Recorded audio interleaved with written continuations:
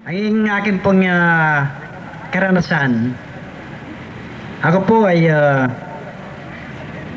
nung aking kabataan ay maraming pagsalangsang na ginawa sa ating Panginoon. Palibhasa ang aking hanap buhay po noon ay siya akong waiter sa loob ng Clark Air Base, sa Airmen's Club, kung saan nandoon ang lahat ng bisyo. Mga babae, magagandang mga babae, meron dong sugal, may maraming alak, at iba-iba pong mga tukso na maaaring magdala sa atin sa kasalanan. Noon po talagang sinasabi ko sa inyo ang katotohanan, nadala po ako sa tawag ng salibutan. Palibhasa, alam po natin, mas madali raw po ang gumawa ng kasalanan kaysa gumawa ng kabanalan. At ako po ay inaamin ko yon sapagkat yun ang aking karanasan. Noon po ay lahat ng bisyo ay dala ko. Sugal, alak, babae, sigarilyo, at mainit pa po ang aking ulo. Sa ganong kalagayan ko po ay marami akong kaibigan noon sapagkat medyo open ako sa gastusan. Marami akong barkada. Subalit nang dumating po ang panahon dahil sa aking madalas na pag-absent sa trabaho, ay nangyari po yung ako po'y natanggal sa trabaho. Kaya nung po ako'y wala ng trabaho, dumanas po kami ng paghihikaos ng aking pamilya. Palibhasa nung ako po'y nagtatrabaho, halos hindi po kami nakaipon sapagkat mas marami pa po ang dinadala ko sa aking bisyo kaysa binibigay ko sa aking pamilya. Subalit mga kapatid sa Panginoon, tunay nga po mabuti ang ating Diyos. Nang wala na po akong trabaho ay nagsisi ako sa Panginoon. Sabi ko, Lord, bigyan muli ako ng trabaho para mabuhay kong aking pamilya. Anim po ang aking mga anak. Nakapalad naman po akong nakapunta ng Saudi Arabia. Akala ko walang bisyo ron. Kaya nung po ako'y nag-a-apply, meron po akong pagkakataon pumunta sa ibang bansa. Subalit, pinili ko pong applyan ng Saudi. Sapagkat ang balita ako'y walang mga bisyo doon. Pero maling-mali po ako. Sapagkat na makarating po ako ng Saudi, ganun din pala. Meron ding mga sugal dyan, meron mga babae, kaya lang patago. Hindi po lantarang katulad dito sa atin. Kaya yun din ang suma. Ang dating bisyo ko ay yun po, yun din ang aking sinunod. Magdamagan po kami sa sugal sa oras ng aking o sa araw na day off ko. Kaya sa katagalan po ako po ay muling nagkasakit. Siguro po alam nyo yung sakit na insomnia, yung hindi ka makatulog. Dahil kumisan po hindi lang isang araw kaming hindi natutulog dahil sa sugal. Yung 2 araw na day off ko po, kumisan ginugugol namin sa paglalaro ng poker. Kasama ko ang mga boss kong Amerikano. So ang nangyari po nung ako'y magkasakit, nahulog po ang aking katawan. Nangayayat po ako. Kaya nung mapansin po ng boss ko na ako'y pumapayat, nahuhulog ang aking katawan, binigyan po ako ng bakasyon. Pinauwi po ako dito sa Pilipinas. Binigyan po ako ng 4 na buwan para makapag-recover. Subalit nang ako po umuwi sa Pilipinas, sapagkat noon wala pa ako sa Panginoon, ay naging mainitin po ang aking ulo. Konting pagkakamali ng aking mga anak ay pinapagalitan ko po sila. Sinisigawan ko sila. Nagmumura po ako. Bagamat ako'y nasabing reliyoso po noon. Tingnan po ninyo, ako'y reliyoso. Ako po isang rolista sa kursilyo. Nangangaral din po ako sa kursilyo noon. Dahil aktibo ako bilang Katoliko. Subalit hindi ko po naranasan noon ang kapangyarihan ng Diyos sa buhay ko. Ang kapangyarihan ni Kristo. At nung katagalan po ng aking pagkakasakit, umabot po ng mga 8 buwan, marami pong gamot akong ininom, marami akong ginastos na pera. Nagkautang-utang po kami. Sapagkat hindi naman po gaanong malaki ang dala kong pera galing sa Saudi. Dahil nga po kumisan pinapatalo ko lamang sa sugal. Kaya dapat sana ang aking pamilya po ay makaranas ng kaginawaan, sapagkat maganda po ang aking income nung nasa Saudi rin ako. Subalit kung paano ang nasa Clark ako, ganun din po ang nangyari. Sa bisyo rin napunta. Subalit napakabait po ng Panginoon, mga kapatid. Kumisan pala may plano sa buhay natin ng Panginoon. Sapagkat alam ng Diyos kung ako po ay maraming pera, talagang hindi ako kikilala sa Kanya. Kaya ang ginawa po ng Diyos, pinabayaan akong magkasakit. Pinabayaan kaming nagbalik sa wala. Nakautang-utang po hanggang sa ang aking bahay, house and lot, ay aking pong naipagbili. At salamat, mayroon pa akong isang nabiling lote noon at gumawa kami ng kubo doon. Doon kami tumira ng aking mga pamilya, ang aking mga anak at asawa.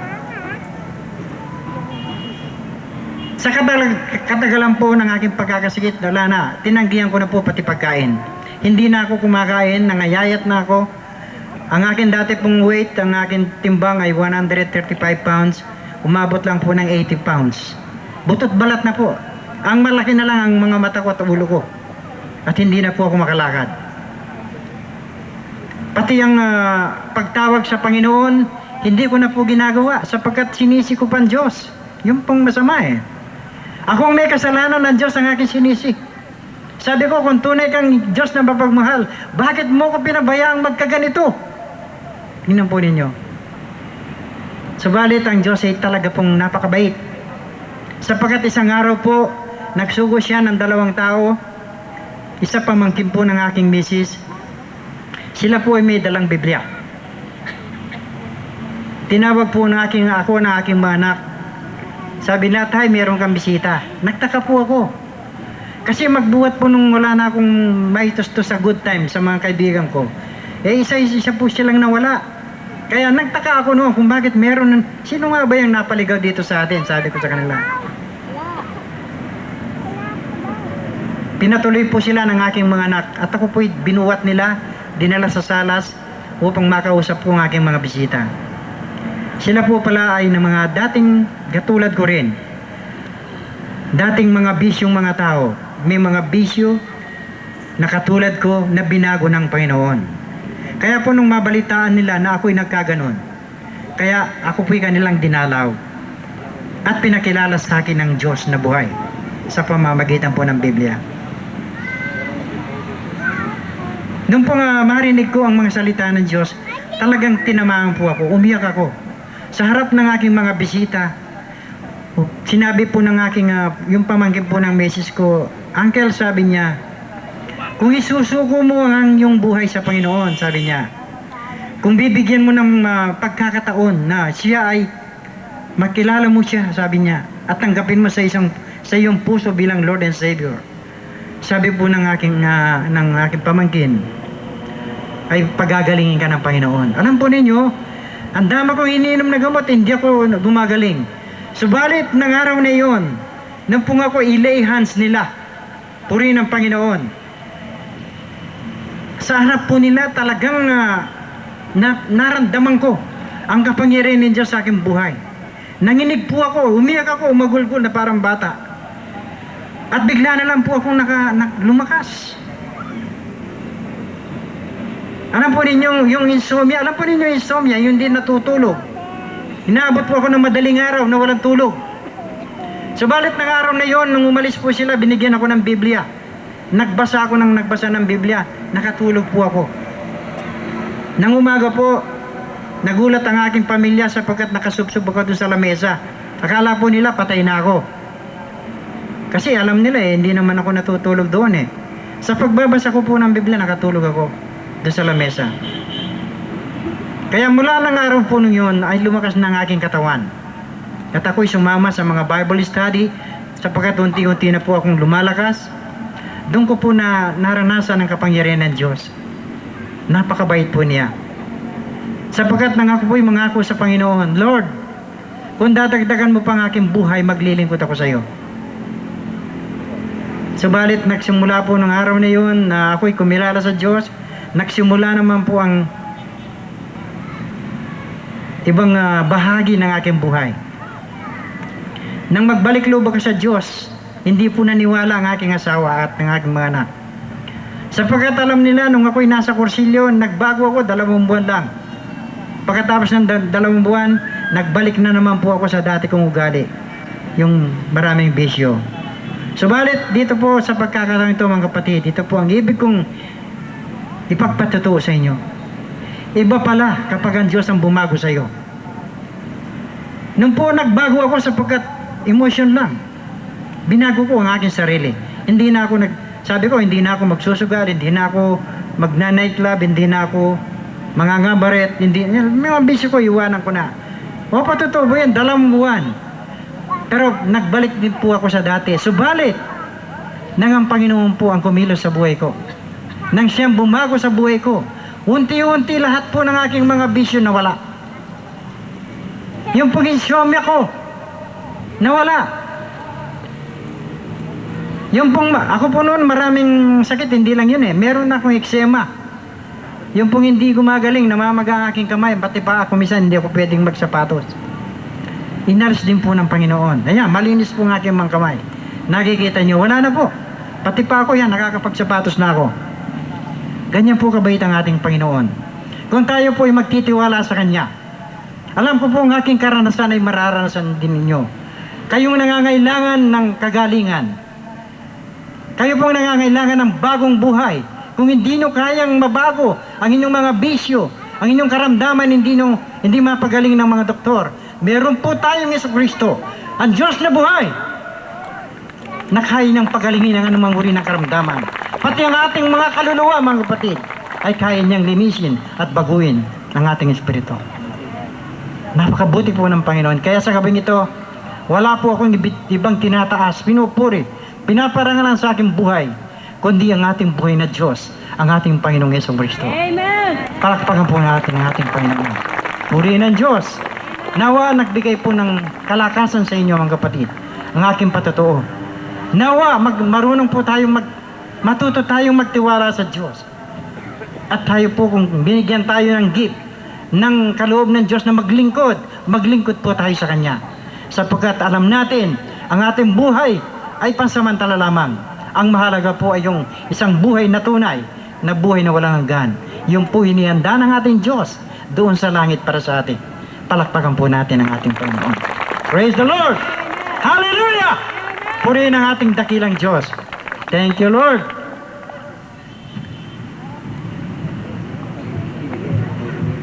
Tunay po na napakabuti ng ating Panginoon. Sinasabi po ng Biblia na lahat daw po ng bagay ay nagkakalakip-lakip sa mga taong nagmamahal sa Diyos at tinawag ayon sa Kanyang kalooban. Naniniwala po ako sa ating mga bisita na hindi nyo po kagustuhan na kayo naririto. Subalit dahil po mahal kayo ng Panginoon, kaya po kayo naririto. Amen? Meron pong dahilan kung bakit po kayo naririto. Brother Rod? Tama po yun. Gaya ng ating narinig, sabi ng ating kapatid, sabi niya, reliyoso siya, pero hindi maka-Diyos. Sabi nga ng isang dayuhan, sabi niya, being religious doesn't mean you are godly. So, tunay po yan. Ang dapat pala ay kilalanin ang ating Panginoong Jesucristo batay sa nasusulat. Amen po ba? Amen! So, sa bahagi pong ito, ang Mahalaga po. Ang pinaka-importante. pinakamahalaga, tunay po yan, ang pagpapahayag po ng salita ng katotohanan. Meron pong isang kapatid na gusto naming introduce din. Gaya ng dati, hindi po siya religyoso, hindi rin naniniwala sa Diyos dati. Subalit, nang dahil po sa kapangyarihan at ang dahil po sa dakilang pag-ibig ng Diyos, tinawag po ang ating kapatid na ito. Amen. Naniniwala po ako na ang kapatid na ito ay isa po talagang man of God. talaga pong sa pakikinig po sa kanya, naniniwala po ako na talagang binigyan po siya ng kaloob ng Panginoon, yung gift na magturo at magpahayag ng salita ng Panginoon. At naniniwala po ako na talagang siya ay ginagamit ng Panginoon, na hindi po ang kanyang sarili ang kanyang tinataas, kundi ang Panginoon na nagbago ng kanyang buhay at tumawag po sa kanya.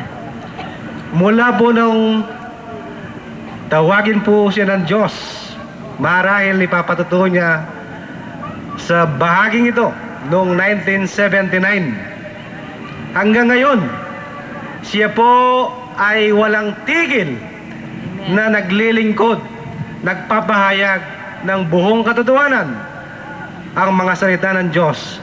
Batay po sa nasusulat. Sabi nga, yung the truth, sabi niya, will set us free. Batay po sa kasulatan. So mga kapatid, ibibigay po namin ngayong gabi sa inyo ang ating kapatid na matapat na naglilingkod sa Panginoon, si Brother Bernie Valencia po. Palakpakan po natin ang Panginoon, mga kapatid. Praise God! Everybody say, Hallelujah!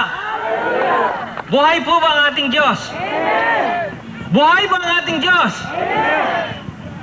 Tunay nga po na ang ating Diyos ay buhay, sapagkat tayo po ay mga buhay na patuto na ang ating Panginoong Yesus ay tunay na buhay. Amen? Amen? Sino po sa atin ang binago na ng Panginoon? Magsabi ng Amen. Malakas na Amen po. Purihin ang Panginoon. Tunay nga po, gaya ng nasusulat sa banal na kasulatan, tunay nga po na sa daigdig na ito ay may mga anak ang Diyos. Amen? Bagamat sinasabi ng banal na kasulatan, marami ang ayaw sa Diyos. Tandaan po natin. Halos lahat ng tao sa daigdig ay ayaw sa Diyos. Subalit mayroon pong, siguro sasabihin natin ay minority, a small minority. Kung mayroong 6 na bilyon ang mga tao sa daigdig na ito, siguro po ay ilang daang libo o milyon lamang ang mga tunay na anak ng Diyos. Siguro sasabihin ninyo Brother Bernie, baka naman umahatol ka nang ayon lamang sa iyong sariling kaisipan.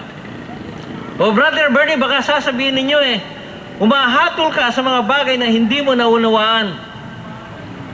Mga kapatid, ang Diyos po ang mangungusap sa atin sa gabing ito para malaman natin ang katotohanan kung papaano tayo naging anak ng Diyos at kung papaano po tayo naging kalaban ng Diyos bago natin tinanggap ang Panginoong Yesus sa ating mga buhay. Babasa po tayo sa nasusulat, mga kapatid. Ang gagamitin po nating paksa o pangunang talata na bababasa sa salita ng Diyos sa gabing ito ay kukunin po natin sa pangalawang sulat ni Apostol Pablo sa mga taga-Tesalonika. Kung kayo po ay may mga banal na kasulatan, mangyari lamang na kayo po ay makipagbukas at sumabay. Ano po? Kung kayo po ay may mga Biblia dyan at kayo po ay may magagamit na liwanag. Ano po? Ganito po ang sabi ng banal na kasulatan. Gusto ko pong bumasa mula po dito sa talatang 5 ng unang kabanata po ng ikalawang sulat ni Apostol Pablo sa mga kapatiran sa Tesalonika. Ganito po ang ating mababasa sa banal na kasulatan. Ito ang katunayan ng makatarungang hatol ng Diyos na kayo'y aring karapat-dapat sa kanyang kaharian na siyang dahilan ng inyong pagtitiis. Gagawin ng Diyos ang nararapat, tiyak na pahihirapan niya ang mga nagpapahirap sa inyo. Kayo namang mga nagtitiis ay aaliwin niyang kasama namin pagbabalik ng Panginoong Jesus mula sa langit. Kasama ang makapangyarihan niyang mga anghel Darating siya sa gitna ng naglalagablab na apoy at parurusahan ang lahat ng hindi kumikilala sa Diyos at ang hindi sumusunod sa mabuting balita tungkol sa ating Panginoong Hesus. Ang magiging parusa nila ay walang hanggang kapahamakan at pagkawalay sa Panginoon at sa kanyang kalwalhatian. Mangyayari ito sa araw ng kanyang pagparito upang tanggapin ang papuri mula sa kanyang mga hinirang at ang parangal ng lahat ng nananalig sa kanya. Kabilang kayo roon, sapagkat tinanggap ninyo ang mabuting balitang ipinahayag namin sa inyo. Mga kapatid na nandirito po sa oras na ito, kayo na sa ngayon ay hindi pa nakakatiyak ng inyong relasyon sa buhay na Diyos. Kayo po na kung minsan ay umiiwas sa pakikinig, sa pagbasa o sa pag-aaral ng salita ng Diyos. Mayroon pong mahalagang mensahe ang Panginoon para sa atin sa gabing ito. Unang-una po, kailangan malaman natin ang katotohanan na mayroong isang tunay na Diyos, isang buhay na Diyos, makapangyarihang Diyos na siyang gumawa ng langit at lupa. Yan po ang unang-unang katotohanan na dapat nating malaman. Maraming mga tao ngayon, nabubuhay po sila na akala mo walang Diyos. Bakit ko po sinabing maraming tao ngayon ang nabubuhay na para bang walang Diyos? Sinasabi po ng banal na kasulatan, tandaan po natin, unang-una dito po sa Juan 8:47, ganito ang sabi ng banal na kasulatan. Pakinggan po ninyong mabuti mga kapatid ang sinasabi ng Diyos. Ang mula sa Diyos ay nakikinig ng salita ng Diyos. Ngunit hindi kayo mula sa Diyos, kaya hindi ninyo pinakikinggan ang salita ng Diyos. Mga kapatid, ano ang palatandaan ng mga anak ng Diyos? Ang sabi ng banal na kasulatan, ang mga anak ng Diyos ay nakikinig sa mga salita ng Diyos. Pero bakit po sa ngayon, kung tayo po ay titingin sa ating kapaligiran, ilan kaya sa palagay ninyo ang mga taong nagmamahal sa salita ng Diyos, nakikinig sa salita ng Diyos, nag-aaral ng salita ng Diyos, o bumabasa sa salita ng Diyos? Siguro po, walang tao na hindi magsasabing siya man ay anak ng Diyos. Walang taong hindi magsasabing siya man ay kumikilala sa Diyos. Walang taong magsasabing siya man ay hindi natatakot sa Diyos. Subalit alam po ninyo mga kapatid, ang sabi ng banal na kasulatan, yun lamang nakikinig sa salita ng Diyos ang tunay na mga anak ng Diyos. Kung hindi po tayo nakikinig sa salita ng Diyos, anuman ang relihiyon natin, anuman ang sekta natin, anuman ang pananampalataya natin, anuman ang pananalig natin, hindi po natin pwedeng ipagmalaki sa Diyos yan. Walang kabuluhan sa harap ng Diyos yan. Tandaan po natin. Kasi kung minsan sabi natin, ako kasama na sa pinakamalaking sekta ng relihiyon. Ako ay kasama na sa ganitong pananampalataya. Pero maliwanag po ang sinasabi ng banal na kasulatan, tandaan po natin, ang nakay Kristo lamang, ang tumanggap kay Kristo, ang mga tunay na mga sumusunod sa Diyos at tunay na nagpapasakop at sumusunod sa kalooban ng Diyos. Amen po. Amen po. Sabihin po natin mga kapatid, Huwag po kayong magdaramdam sapagkat ang mga salita ng Diyos ay panggising sa katotohanan. Ang mga salita ng Diyos ay binigay niya sa atin upang malaman natin ang ating tunay na kalagayan. Marami po sa atin hanggang sa ngayon, para ba tayong nahipnotismo ng religion o ng relihiyon? Ang pananalig pa rin natin ay sa ating relihiyon. Tandaan po natin, mayroong relihiyon na tama. Mayroong relihiyon na kalugod-lugod at katanggap-tanggap sa Diyos. At mayroon din namang relihiyon na kinasusuklaman ng Diyos. Ano po gusto kong sabihin dito, mga kapatid? Siguro sasabihin ninyo, mayroon bang relihiyon na kinasusuklaman ng Diyos? Mayroon po. Ang relihiyon, ang kahulugan sa salitang Latin ay religare. Tandaan po natin, religare. Yan ang kahulugan ng salitang relihiyon o religion sa wikang Ingles. Ang religare, ang kahulugan ay pananampalataya. Tandaan po natin yan. Lahat ng tao sumasamba man kay Satanas ay may relihiyon. Sumasamba man sa buwan ay may relihiyon. Sumasamba man sa kapwa-tao o sa buwaya ay may relihiyon. May mga taong sinasamba ang kanilang sarili. Walang mahalaga kundi yung sarili nilang karunungan, yung kanilang kaalaman, yung kanilang sariling filosofya sa buhay. Tandaan po natin, yan man ay relihiyon. Subalit, gaya nga po ng ating nasabi, mga kapatid, ang sabi ng banal na kasulatan sa Roma 8:9, ganito po ang sinasabi ng banal na kasulatan, mga kapatid sa Panginoon.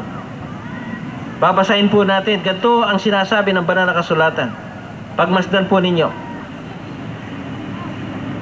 Maliwanag na nasusulat, ngunit hindi na kayo namumuhay ayon sa laman, kundi ayon sa Espiritu, kung talagang nananahan sa inyo ang Espiritu ng Diyos. Kung ang Espiritu ni Kristo ay wala sa isang tao, hindi siya kay Kristo. Tandaan po natin yan. Anuman ang relihiyon mo, kung wala sa iyo ang Espiritu ni Kristo, hindi ka Kristiyano, sapagkat hindi ka kabilang kay Kristo. Amen po. Yan po ang malaking pagkakamali natin, mga kapatid.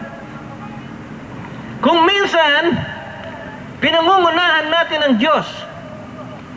Gusto nating makilala ang Diyos ayon sa ating sariling pagkakilala sa Kanya. Tandaan po ninyo, binasa natin kanina ano sabi ng banal na kasulatan. Parurusahan ng Diyos ang lahat ng mga taong hindi kumikilala sa Kanya. Hindi po natin pwedeng makilala ang Diyos sa pamamagitan lamang ng ating sariling, tandaan po natin, kaisipan, ideya, o paglalarawan tungkol sa Diyos. Hindi po pwede yan. Ang Diyos ay nagpapakilala sa atin sa pamamagitan mismo ng banal na kasulatan. Tandaan po natin yan. Hindi ayon sa itinuturo ng tao. Hindi ayon sa itinuturo ng relihiyon na hindi ayon sa nasusulat sa banal na kasulatan. Kaya nga po, mga kapatid, kailangan malaman natin yan. Hindi tayo maliligtas kung hindi natin tunay na kilala ang Diyos. At yun nga po, paano natin tunay na makikilala ang Diyos? Makikilala lamang natin ang Diyos kung tayo po ay makikinig sa pangangaral at sa pagtuturo ng salita ng Diyos. Ano pa po ang sinasabi ng banal na kasulatan? Paano natin malalaman na tayo nga po ay hindi kumikilala sa Diyos at hindi pa anak ng Diyos? Ang sabi po ng banal na kasulatan, dito rin po sa Roma, kung titingnan po natin, mga kapatid, ang namumuhay ayon sa laman at hindi ayon sa Espiritu ay hindi, tandaan po natin, anak ng Diyos. Amen? Tandaan po natin yan. Pag wala sa iyo ang Espiritu ng Diyos, hindi ka kabilang sa pamilya ng Diyos. hindi ka kabilang sa kaharian ng Diyos. Hindi ka magmamana ng buhay na walang hanggan. At hindi mo makakasama ang Diyos sa buhay na walang hanggan. Pero tayo po, yun nga po ang problema natin. Matagal na tayong nadaya ng Diablo. Matagal na tayong napapasunod sa kasinungalingan ng Diablo. Ang ating pananampalataya ay hindi nababatay sa mga salita ng Diyos, sa aral ng Diyos, sa kautusan ng Diyos at kalooban ng Diyos. Kaya po mga kapatid, kailangan saliksikin natin ang ating mga sarili. Suriin natin ang ating pananampalataya. Tingnan natin kung ang pananampalataya natin ay yung pananampalatayang itinuro ng Diyos at hindi yung pananampalatayang itinuro ng tao. Kaya nga po kung pagmamasdan ninyo ang sabi ng banal na kasulatan, ang ating krusada ay Truth Explosion Crusade. Kailangan po talagang mabuhay tayo at tumanggap sa katotohanan upang tayo po ay pagharian ng Espiritu ng Diyos. Ang sabi po ng banal na kasulatan sa 14:6 ng 1, pagmasdan po ninyo ang nasusulat mga kapatid, babasahin po natin. Napakaganda ng sinasabi ng ating Panginoon dito. Sumagot si Jesus, "Ako ang daan, ang katotohanan at ang buhay. Walang makakapunta sa Ama ko kundi sa pamamagitan ko." Tingnan po niyo sabi ng ating Panginoon. Hindi tayo pwedeng pumunta sa langit, pumasok sa langit nang hindi ayon sa daan na itinuro ng ating Panginoon. Ano po ang daan na yan? Maliwanag na sinasabi sa banal na kasulatan, 4:12 ng Gawa, walang ibang pangalang ipinagkaloob ang Diyos sa atin sa silong ng langit upang tayo ay maligtas kundi sa tanging pangalan lamang ng ating Panginoong Yesus. Amen po ba? Si Jesus lamang, ang Panginoong Jesucristo lamang, ang tanging pangalan pinagkaloob ng Diyos sa atin sa bagong tipan upang tayo po ay maligtas sa ating mga kasalanan. Kailangan po malaman natin yon. Marami sa atin ngayon, kung minsan nananalangin tayo, iba ang ating tinatawagan. Kung minsan tumatawag tayo sa Diyos, hindi naman natin alam kung ano ang kanyang pangalan. Nakakalungkot po, pero iyan ang katotohanan. Maraming mga religyoso na nagsasabing sila ay mga Kristiyano, pero hindi nila alam kung sino ang kanilang Diyos. Hindi nila kilala ang tunay na Diyos. Kaya nga po mga kapatid, ang tanong, ang sabi nga kanina ng banal na kasulatan, hindi maliligtas yung taong hindi marunong kumilala sa Diyos. Ang taong hindi nakakaalam sa tunay na Diyos. Marami pa po sa atin ngayon, sabi ko sa inyo kanina, ako po kung minsan nalulungkot sapagkat sa dami ng mga Kristiyanong, sabi po ng marami, 85% daw po ng 70 milyones na Pilipino ay Kristiyano. Isipin lang po ninyo kung ilan ang 85% ng 70 milyon. Siguro po, humigit kumulang sa 60 million, ano po? More or less. Okay. Pero lahat po ba ng 60 million na Pilipino ay mga tunay na Kristiyano? Yan ang tanong eh. 15% lang ba ang mga Pilipinong hindi Kristiyano? Well, maraming pong nagsasabi, yun nga po, yung hindi sumasamba kay Kristo, hindi Kristiyano. Lahat po ng sekta ang sabi nila, sila'y kay Kristo. Pero ang tunay na Jesucristo ay hindi po nila kilala. Sapagkat kung kinikilala nila na si Jesucristo lamang, ang tanging daan, ang pangalang ipinagkaloob ng Diyos sa atin upang tayo ay maligtas, dapat sana po ang ating pag-ibig, ang ating pagsamba, ang ating pagkilala sa Diyos ay nakakonsentrate lamang doon sa isang pangalang pinagkaloob sa atin ng Diyos. At ang pangalang yan ay ang pangalan ng ating Panginoong Jesucristo. Amen po. Pero marami po mga kapatid, yun nga po ang problema natin. Sino ba ang Diyos natin? Sino ba ang tinatawag natin na Diyos? Ayon sa banal na kautusan, nasusulat po mga kapatid sa Lumang Tipan at Bagong Tipan, sa Deuteronomio 6:4 at sa Marcos 12:29. Ano pong sinasabi ng banal na kasulatan? Iisa lang ang Diyos. Iisa ang Panginoon na ating Diyos. Mahalin mo ang Panginoon mong Diyos ng buong puso mo, ng buong kaluluwa, ng buong kalakasan mo. Mga kapatid, nang tuksuin ni Satanas ang ating Panginoong Yesus, doon po sa ilang, nang sabihin po ni Satanas sa kanya, kung ako, sabi ni Satanas, ay sasambahin mo, ipagkakalob ko sa iyo ang lahat ng kaharian at kayamanan sa daigdig na ito. Ano po ang sinabi ng ating Panginoong Jesucristo? Ang sabi niya, Satanas, nasusulat, sambahin mo lamang at paglingkuran ang Panginoong Diyos. Tayo po mga kapatid, huwag po kayong magagalit. Ang hindi tunay na nakakakilala sa isang Diyos ay sumasamba sa mga Diyos-Diyosan. Tandaan po natin, hanggat hindi mo kilala ang tunay na Diyos, hindi ka tunay na sumasamba sa Diyos. Hanggat hindi mo pinaglalaanan ng Diyos ng buong puso mo, ng buong kaluluwa mo, ng buong kalakasan mo, hindi ka tunay na sumasamba sa isang Diyos. Kaya ngayon po, marami ang naloloko ni Satanas. Yung nga kanina sinabi natin. Alam po ninyo, hindi lang 85%. Kung isasama pa natin yung iba-ibang mga grupo na umahawak ng Biblia, ang sabi po nila baka 95% sa mga Pilipino ay mga Kristiyano. Pero ito naman po, mga kapatid, ang aking masasabi. Kung halos lahat ng Pilipino, anumang sekta ay Kristiyano, hindi sana puno ng problema, kahirapan, hindi sana puno ng krimen, hindi sana puno ng kaguluhan, wala sanang digmaan, wala sanang rape, wala sanang sugapa sa bawal na gamot, wala sanang mga lasing, wala sanang mga babaero. Kung ang lahat po ng mga Pilipino ay Kristiyano.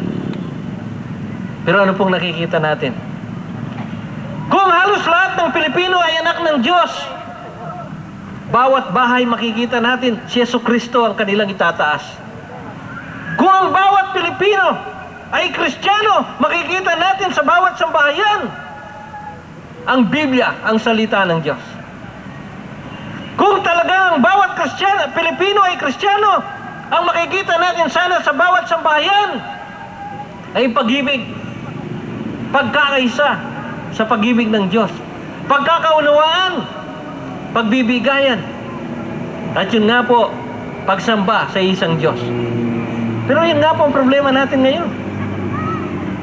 Hindi kilala ng bansang Pilipinas ang tunay na Diyos. Hindi kilala ng mga nagsasabing sila'y mga Kristiyano ang tunay na Diyos. Hindi kilala ng mga taong nagsasabing sila man ay natatakot sa Diyos ang tunay na Diyos. So ano po sinasabi ng banal na kasulatan kanina? Ulitin po natin yung sinabi ng banal na kasulatan. Anong gagawin ng Diyos sa mga taong hindi nakakakilala sa Diyos? Ang sabi po ng banal na kasulatan, darating ang ating Panginoong Yesus sa gitna ng naglalagablab na apoy at parurusahan ang lahat ng hindi kumikilala sa Diyos at hindi sumusunod sa mabuting balita tungkol sa ating Panginoong Yesus. Ilan po sa atin? Huwag po tayong magsinungaling sa ating mga sarili sa gabing ito. Ilan sa atin ang tunay na nagmamahal sa Diyos? Ilan pa sa atin ang sumusunod sa pita ng laman, sa gawa ng kamunduhan, sa kasalanan ng sanlibutan na kinasusuklaman ng Diyos? Tandaan po natin kung tunay tayong anak ng Diyos. Ang sabi po dito sa Roma 12, babasahin po natin mga kapatid, ganito ang ginagawa ng mga anak ng sanlibutan na kinamumuhihan at kinasusuklaman ng Diyos. Ganito ang sabi ng banal na kasulatan sa mga anak ng Diyos. Roma 12:1, sabi niya, kaya nga mga kapatid, alang-alang sa masaganang habag ng Diyos sa atin. Ako'y namamanhik sa inyo. Ialay ninyo ang inyong sarili bilang handog na buhay, banal at kalugod-lugod sa Kanya. Tingnan po ninyo ang sabi ng banal na kasulatan. Paano dapat mamuhay ang Kristiyano, ang anak ng Diyos, ang mga tunay na tumanggap sa Espiritu ng ating Panginoon? Ang sabi po ng banal na kasulatan, kailangan ihandog natin ang ating mga sarili sa Diyos na buhay na handog, banal at kalugod-lugod sa Kanya. Pero tingnan po ninyo, maraming nagpapanggap na mga Kristiyano pag araw ng linggo, nasa kanilang bahay-sambahan. Paglabas sa bahay-sambahan, lahat ng mga pagsuway sa Diyos ay kanilang ginagawa. Yun nga po, unang-unang pagsuway. Sumasamba sila sa mga Diyos-Diyosan. Tandaan po natin, ang sabi ng banal na kasulatan sa Kolosas 3:17 po, ano man ang gawin ninyo, maging ito ay sa salita o sa gawa, gawin natin ito sa pangalan ng Panginoong Jesucristo, sa ikararangal, sa ikaluluwalhati ng Diyos. So tingnan po ninyo mga kapatid. So ano man ang ginawa ninyo, sa kanino pa mang pangalan, maliban sa pangalan ng ating Panginoong Jesucristo, ang mga bagay na ito ay hindi tinatanggap ng Diyos. Ang mga bagay na ito ay hindi pinapansin ng Diyos. Ang mga bagay na ito ay walang kabuluhan sa Diyos.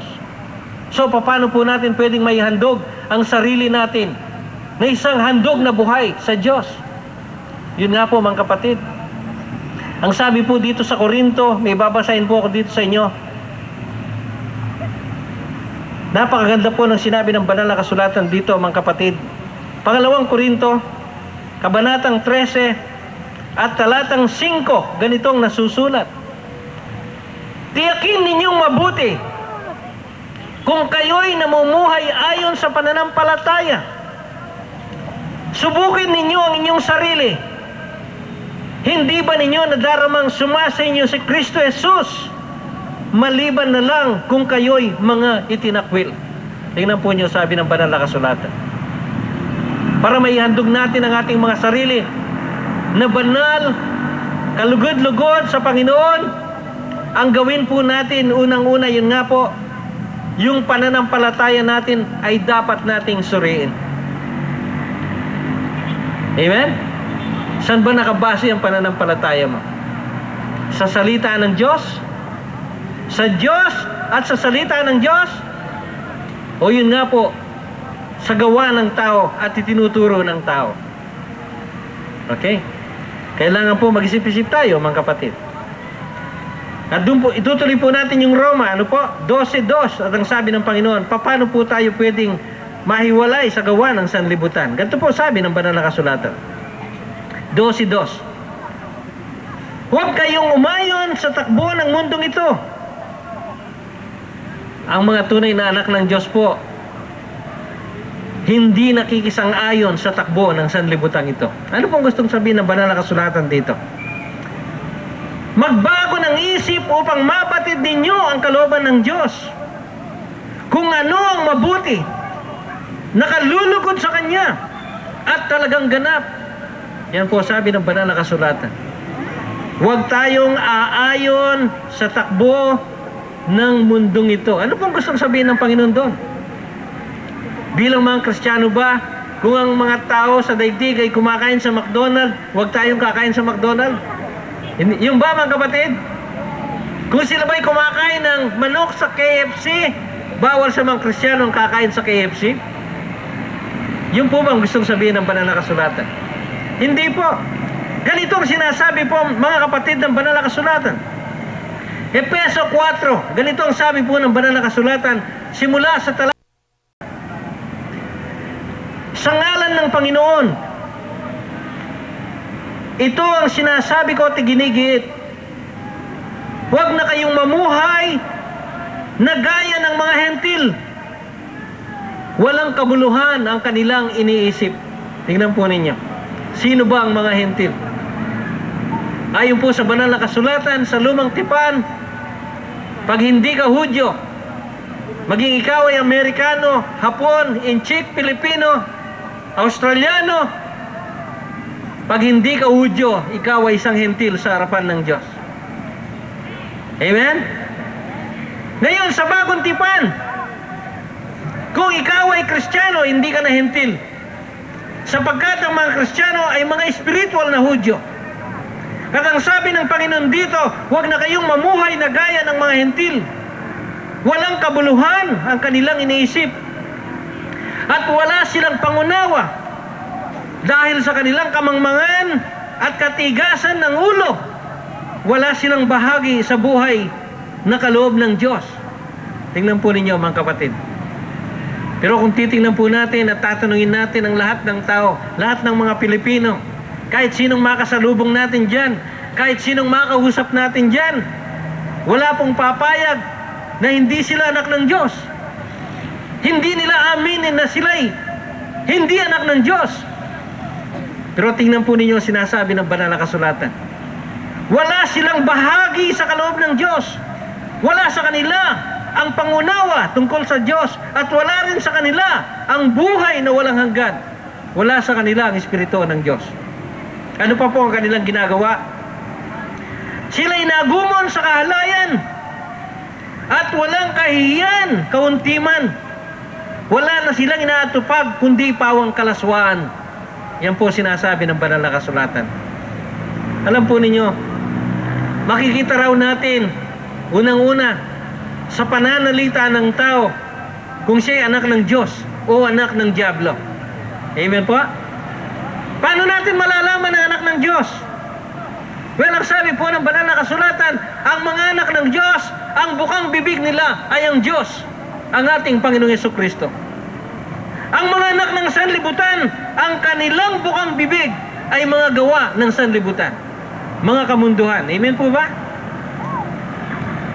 Paano pa natin makikilala ang mga tunay na anak ng Diyos? Sa kanilang pamumuhay.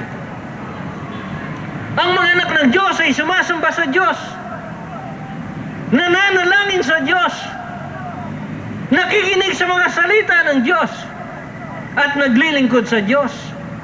Pero tingnan po ninyo, siguro dito, kung tatawag tayo, halimbawa mga artista, magkakaroon tayo dito ng jamboree, sarsuela, o drama. At ang kukumbidahin natin, yung mga bold stars. Siguro po mga kapatid, mapupuno ang playground na ito. Magsisiksikan ang mga tao dyan. Magtutulaan. Pati yung kanilang mga sanggol, dadalhin nila. Makita lamang yung mga paborito nilang macho, saka mga bold star. Pero pag pinahayag mo ang salita ng Diyos, para bang, yun nga po, nadadarang ang mga tao. Para bang yun nga, naiinitan sila. Hindi sila komportable. Hindi sila relax. Sapagkat hindi matanggap ng kanilang espiritu ang espiritu ng salita ng Diyos. Lumalaban ang espiritu nila sa espiritu ng Diyos. Pero yun nga po mga kapatid, sinasabi nila na sila ay mga anak ng Diyos. Subalit ang katotohanan, ang buhay nila, siya po ang nagkakanulo sa kanila. Kaya nga po, mga kapatid, kung itutuloy natin, anong sabi ng banal na kasulatan? Ang mga tunay na Kristiyano, hindi po ganyan ang kanilang buhay. Hindi ganyan ang natutuhan ninyo kay Kristo, ang sabi ng Panginoon. Ano ang natutuhan natin kay Kristo? Kung talagang pinakinggan ninyo ang aral niya at naturuan kayo ng katotohanan na kay Kristo o na kay Jesus. Ano po ang mga katotohanan yan? Upang tayo nga po ay hindi na mapabilang sa mga tao na kinagagalitan at kinasusuklaman ng Diyos dahil sa kanilang pagsalansang at paglaban sa kalooban ng Diyos. Ganito po ang sinasabi ng ating Panginoon ngayon. Kung gusto nating maging anak ng Diyos, kung gusto nating maligtas, at kung ayaw nating mapa-impyerno, ganito po ang sabi ng ating Panginoon, iwan na ninyo ang dating pamumuhay. Amen. Iwanan natin ang kasinungalingan. Ano ang kasinungalingan itinuturo ng Diablo sa atin? Una, ang tinuturo niya, sabi niya, walang Diyos. Mamuhay ka hanggang gusto mo, ayon sa niloloob mo. Magpasasa ka. Lahat ng kasamaan ng daigdig gawin mo. Huwag kang sasama kay Jesucristo. Yan po ang turo ng dyablo. Kaya nga, tingnan ninyo ang mga taong nagsasabing sila'y Kristiyano. Gaya nga po ng sinabi natin kanina. Kinasusuklaman nila ang turo ng ating Panginoong Jesucristo. Ayaw nila sa katotohanan. Ang daming nagkukunwaring mga Kristiyano pero salita ng Diyos ayaw nila. May dalang mga Biblia pero yung Bibliang dala nila pan-display lamang. Sapagkat pag sinabi mo sa kanila, hanapin natin ang katotohanan, ayaw naman nilang sundin kung ano ang katotohanan. Marami pong ganyan. Kaya nga, lumabas ang napakaraming sekta. Libo-libo ang mga sekta sa ating kapaligiran. Libo-libo ang nangangaral. Pero ano po sabi ng banal na kasulatan? Sa pangalawang Korinto po, kabanatang 11, ang sabi ng Panginoon, mayroong nagkukunwaring mga lingkod ng Diyos, pero sa katotohanan sila'y lingkod ng dyablo. Kaya nga po, paano natin malalaman ng isang taong nagtuturo sa banal na kasulatan ay lingkod ng Diyos o lingkod ng dyablo? Ganito po ang mababasa natin sa banal na kasulatan. Pakinggan po ninyo. Ganito ang sabi ng kapatid na Pablo. Hindi sila tunay na apostol, kundi ng daraya lamang at nagkukunwaring mga apostol ni Kristo. Hindi ito dapat pagtakhan, sapagkat si Satanas man ay maring magkunwaring anghel ng kaliwanagan. Kaya hindi katakataka na magkunwaring lingkod ng katwiran ng kanyang mga lingkod. Ang kanilang kahihinatnan ay ayon lamang sa kanilang mga gawa. So yan po sabi ng banal na kasulatan. Tandaan po ninyo, nang linlangin ni Satanas si Eva doon po sa Garden of Eden, ang ginamit pong panlinlang ni Satanas kay Eva ay salita ng Diyos. Amen! Ginamit niya ang mga salita ng Diyos, subalit pinilipit niya. Binago niya yung diwa. Binago niya yung tunay na mensahe ng salita ng Diyos.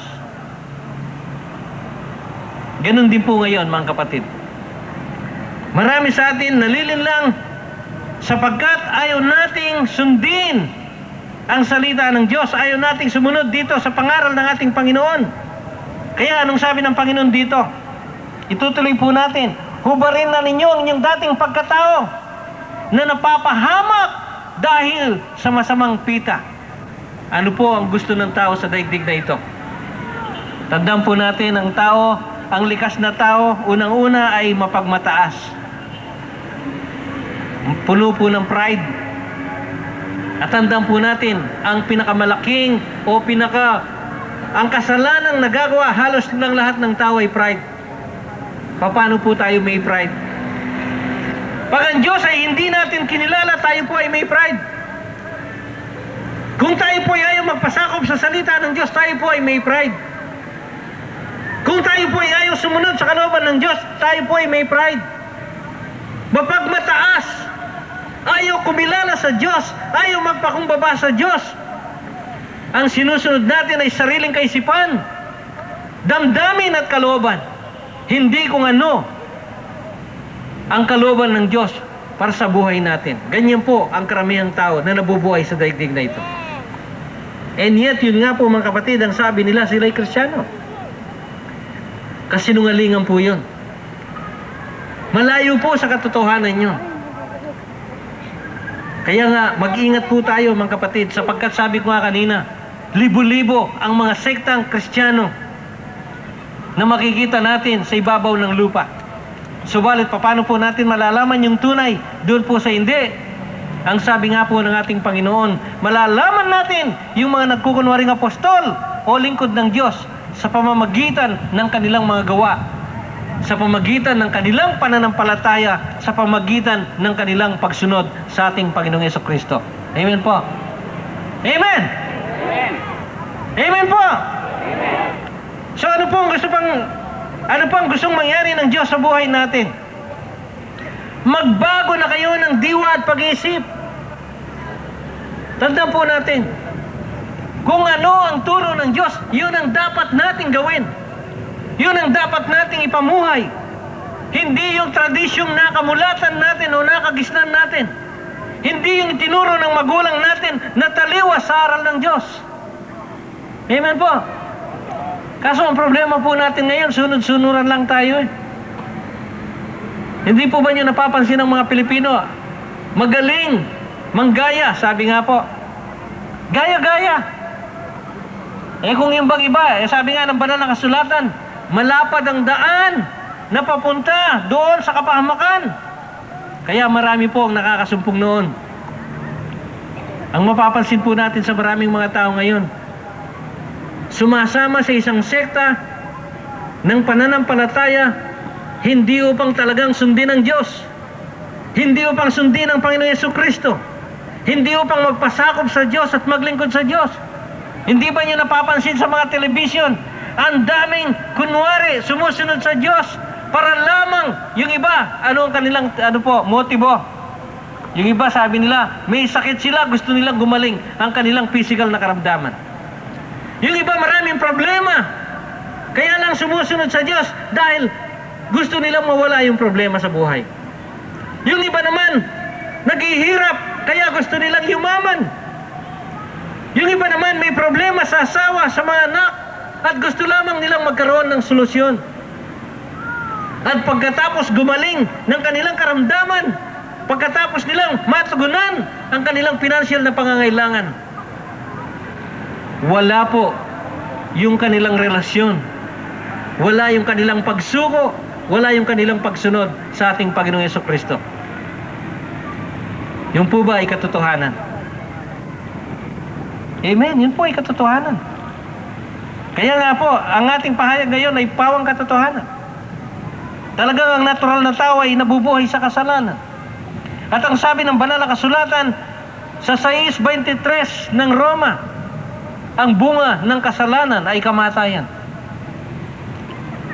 Pero anong sabi nga po ng banal na kasulatan kanina? 14:6 ng 1, ang sabi ng Panginoon, ako ang daan. Ako ang katotohanan. Maliban na si Jesus ay tanggapin natin at ang kanyang mga salita, tayo po ay hindi nabubuhay sa katotohanan. Paimbabaw na relihiyon lamang po at pagkukunwaring pagsunod sa Diyos ang ating ginagawa sa buhay. Pero mga kapatid, ituloy po natin ganitong sinasabi ng Panginoon, magbago na kayo ng diwa at pag-iisip, at ang dapat makita sa inyo ay ang bagong pagkatao na nilikhang kalarawan ng Diyos. Tandaan po natin, ang dapat makita sa atin ay bagong buhay, bagong pagkatao na nilikhang kalarawan ng Diyos. Kailangan masama po tayo sa katawan ni Kristo. Amen. Kailangan masama tayo sa body of Christ. Kailangan ng isang tayo magkaroon ng bagong buhay kay Kristo. Kailangan tayo maipanganak na muli. Kailangan maging bagong nilalang tayo. Sapagkat hanggat hindi natin tinatanggap si Kristo, tandaan po natin, hindi tayo kabahagi ni Kristo. Gaya nga ng nasabi natin kanina sa Roma 8:9, hanggat wala sa atin si Jesucristo, hindi tayo kay Kristo. At hanggat kung hindi tayo kay Kristo, hindi tayo kasama sa katawan ni Kristo o sa body of Christ. Kaya mga kapatid, ano pa po sinasabi ng banal na kasulatan dito? Magbago na kayo ng diwa at pag-iisip, at ang dapat makita sa inyo ay ang bagong pagkatao na nilikhang kalarawan ng Diyos, kalarawan ng kanyang katwiran. Tingnan po ninyo, at kabanalan. Ano po ang katwiran ng maraming Kristiyano ngayon? Sariling katwiran. Ano ang katwiran ng maraming nagsasabing sila'y mga anak ng Diyos? Sariling katwiran. Tandaan po ninyo, hindi ang katwiran natin ang kalugod-lugod sa harap ng Diyos. Ang sabi po sa banal na kasulatan sa sinulat ni Propeta Isaiah. Ang sariling kabanalan ng tao, ang sariling katwiran ng tao ay maruming basahan lamang sa harapan ng Diyos. Paano po tayo pwedeng maging malinis? Paano tayo pwedeng maging matuwid sa harapan ng Diyos? Dito po sa unang Korinto 1:30, ganitong sabi ng banal na kasulatan, mga kapatid. Nasusulat sa banal na kasulatan na si Kristo ang ating kabanalan. Babasahin po natin ganitong nasusulat sa talatang 30. Sa Kanya mula ang ating pakikipag-isa kay Kristo Jesus na ginawang karunungan natin. Sa pamamagitan niya, tayo pinawalang sala ng Diyos, pinapaging banal at iniligtas. Tingnan po ninyo, mga kapatid. Kaya nga walang maliligtas. Kahit sino sa atin, hindi po natin pwedeng ipagmalaki yung ating relihiyon. Kahit gaano kalaki ang relihiyon na yan, hindi natin pwedeng ipagmalaki yung pagsunod natin sa palatuntunan ng ating relihiyon, sa regulasyon ng ating relihiyon. Hindi natin pwedeng ipagmalaki yung kabanalang itinuturo ng ating relihiyon. Sapagkat kung wala si Kristo sa atin, wala tayong sariling kabanalan. At kailanman ay hindi tayo pawawalang sala ng Diyos at hindi tayo maliligtas kung hindi tayo maniniwala at tatanggap sa ating Panginoong Jesucristo. Tandaan po natin yan, mga kapatid. Walang relihiyon na magliligtas sa atin kung ang relihiyong yan ay hindi si Kristo ang pinangangaral na tagapagligtas. Amen! Amen! Tandaan po natin yan. Walang maliligtas. Kaya nga kanina, sabi nga po ng binasa natin sa 4:12 ng Gawa, isang pangalan lamang ang ibinigay ng Diyos sa atin. Sa silong ng langit upang tayo maligtas. At ang pangalan yan ay ang pangalan ng ating Panginoong Jesucristo. Tandaan po ninyo, yan ang mensahe ng mabuting balita. Yan ang itinuturo ng Diyos sa atin upang tayo maligtas. Upang tayo po ay makalakad sa matuwid na daan at makasumpong ng tunay na katotohanan na galing sa langit. Upang tayo po'y maligtas at kamtan natin ang buhay na walang hanggan. Mga kapatid, dalawang klase lang po ang nabubuhay na tao sa daigdig na ito. Hindi mayaman, hindi mahirap. Hindi mangmang, hindi marunong. Hindi maganda, hindi pangit. Hindi mataas, hindi pandak. Dalawang klase lamang po sa harapan ng Diyos ang taong nabubuhay sa daigdig na ito. Ang mga anak ng Diyos o ang mga anak ng Diablo. Tandaan po ninyo. Sa 1:8:44, ganitong sinasabi ng banal na kasulatan. Pakinggan po ninyong mabuti. Yan po ang katotohanan. Hindi natin pwedeng baguhin yan. Hindi natin pwedeng dagdagan yan. Sapagkat ang nasusulat ganito, sabi po ng ating Panginoon, 8:42 hanggang 44 ng Juan, sinabi ni Jesus, kung talagang ang Diyos ang inyong Ama, iibigin ninyo ako sapagkat nagmula ako sa Diyos. Hindi ako naparito sa ganang sarili ko lamang, kung di sinugo niya ako. Bakit di ninyo maunawaan ang sinasabi ko? Sapagkat hindi ninyo matanggap ang iniaaral ko. Ang Diablo, ang inyong ama, at kung ano ang gusto niya, iyon ang inyong ginagawa. Tignan po ninyo, mga kapatid. Ang sabi ng Panginoong Yesus, hindi ninyo sinusunod ang aral ko. Ang sinusunod ninyo ay ang aral ng inyong ama. Tandaan po natin, mga kapatid, pag hindi si Jesucristo ang sinusunod mo, ang Diablo ang sinusunod mo.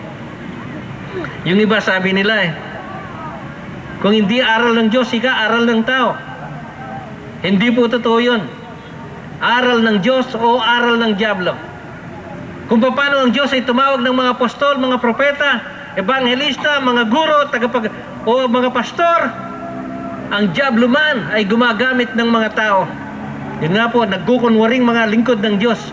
Subalit ang kanilang itinuturo ay labag sa aral ng ating Panginoon. Taliwas sa tinuturo ng ating Panginoon. Kaya nga mga kapatid, ano ang gagawin ng Diyos sa kanila?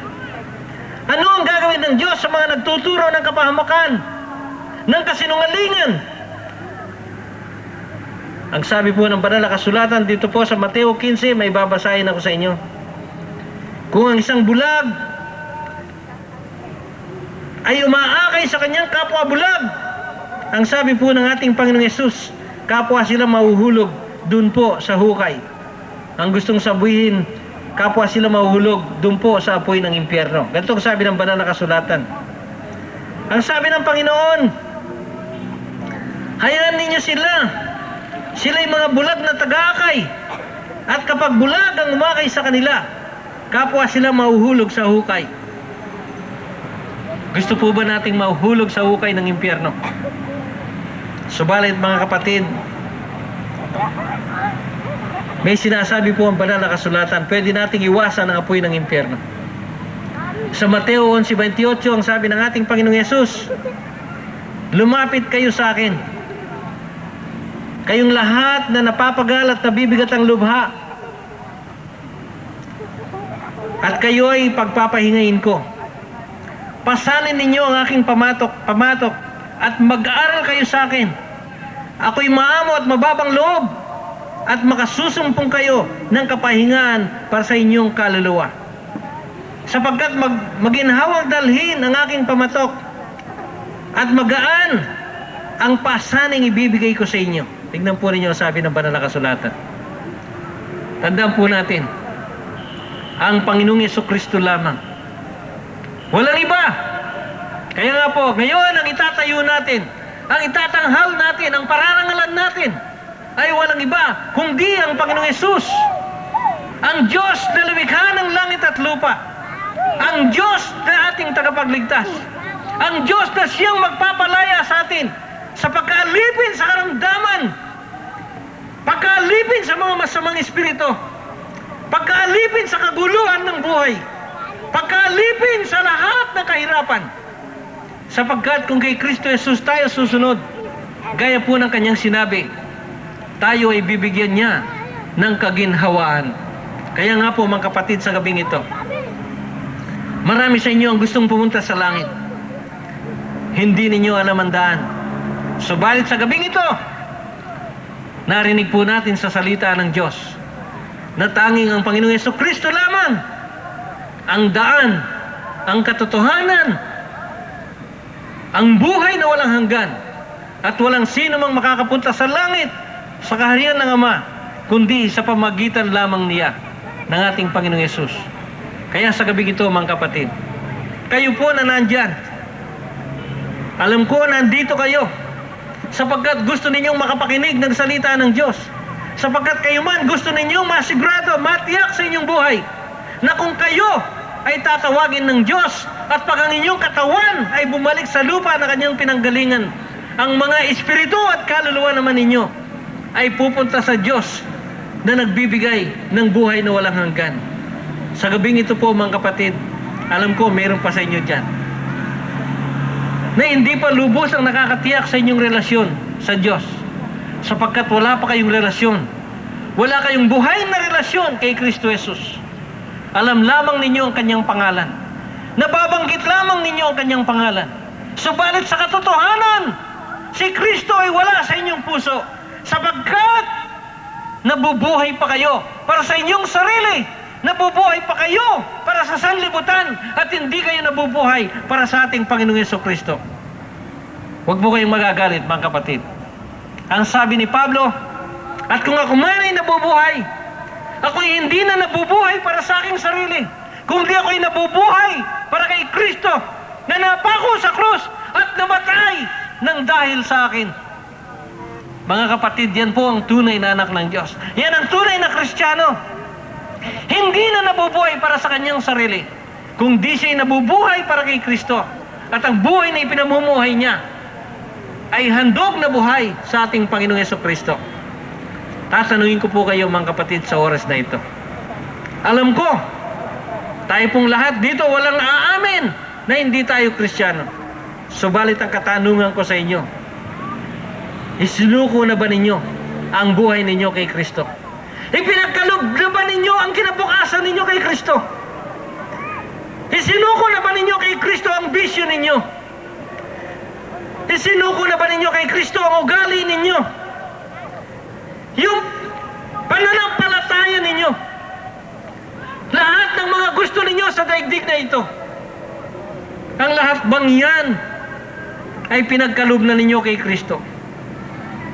Tandaan po niya sinasabi ng banal na kasulatan, Mateo 16:24, ang sino mang gustong maging alagad ng ating Panginoong Jesucristo, kalimutan natin ang ating mga sarili. Ang gustong sabihin, hindi na yung gusto natin para sa sarili natin. Hindi na kung ano ang nakakaligaya sa atin. Hindi na kung ano ang magbibigay kasiyahan sa atin. Kundi ang sabi ng banal na kasulatan, kalimutan mo ang lahat ng bagay na magbibigay kasiyahan sa iyo. Kundi ang unahin mo ay ang mga bagay na nagbibigay kasiyahan sa ating Panginoong Jesucristo. At marami po sa atin mga kapatid, ayaw nating magtiis ng dahil sa ating Panginoong Jesucristo. Sabi natin, masarap pa rin magtungits, masarap pa rin magbingo, masarap pa rin ang magbabae, masarap pa rin ang maglasing, masarap pa rin ang mag-good time, masarap pa rin ang gumawa ng kasalanan ng daigdig na ito. Pero yun nga po, ayaw nating matawag na hindi tayo Kristiyano. Hindi ganyan ang Kristiyano. Sabi nga po, tayo ay napako ng kasama ni Kristo. Namatay nang kasama ni Kristo. At tayo ay binuhay na muli ng dahil kay Kristo.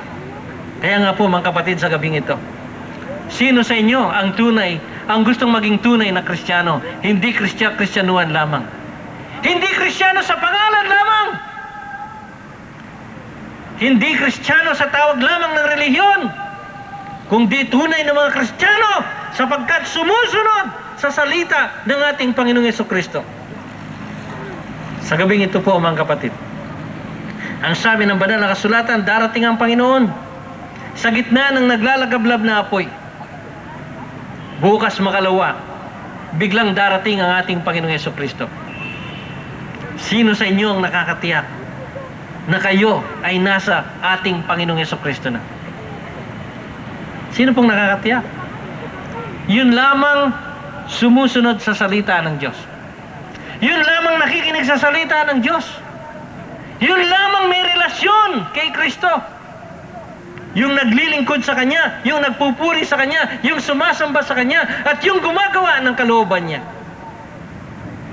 At ngayong gabi, kung hindi mo pa ginagawa yan, kung hindi mo pa alam yan, kung hindi mo pa ipinamumuhay yan, pasensyaan po tayo mga kapatid, hindi pa tayo Kristiyano sa tunay na kalagayan. Subalit sa oras na ito, ngayon, ang sabi ng Panginoon, ngayon narinig mo ang salita ng Diyos. Ngayon ang oras ng iyong kaligtasan. Ngayon ang oras ng iyong katubusan. Ngayon ang oras na ikaw ay palalayain ng Diyos sa iyong mga kasalanan. Ngayon, ikaw ay palalayain ng Diyos sa Espiritu ng sanlibutan. Ngayon ang oras upang ikaw ay mawala sa kuko ng dyablo, upang ikaw ay mawala sa pagkalipin sa mga masamang espiritu. Ngayon ang araw, ngayon ang oras upang ikaw ay maligtas sa pamagitan ng iyong pagtanggap at pagkilala sa ating Panginoong Jesucristo. Ngayong oras na ito mga kapatid, naririnig mo ba ang Diyos na kumakausap sa iyo? O gaya ng sinasabi ng banal na kasulatan, o baka isa ka sa mga itinakwil.